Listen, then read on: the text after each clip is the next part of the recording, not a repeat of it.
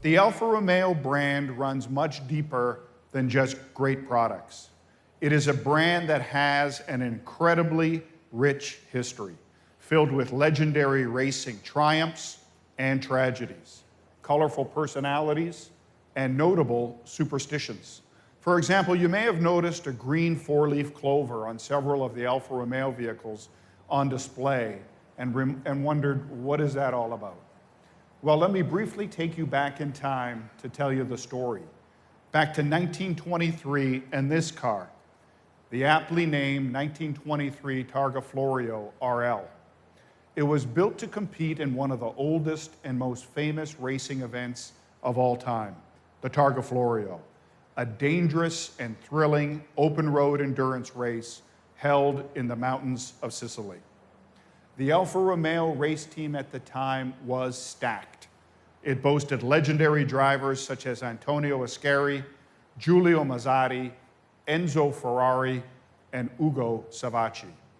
And what was interesting was that leading up to the 1923 racing season, Alfa driver Ugo Savacci, aside from being incredibly superstitious, was a perennial second-place finisher, more often than not finishing behind one of his Alfa teammates.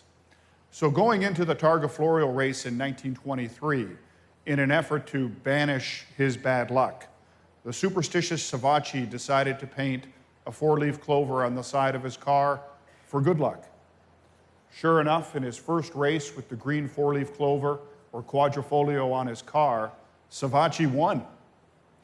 However, a few weeks after Ugo's Targa Florio victory, he was at Italy's famous Monza racetrack testing a new Alfa Romeo car.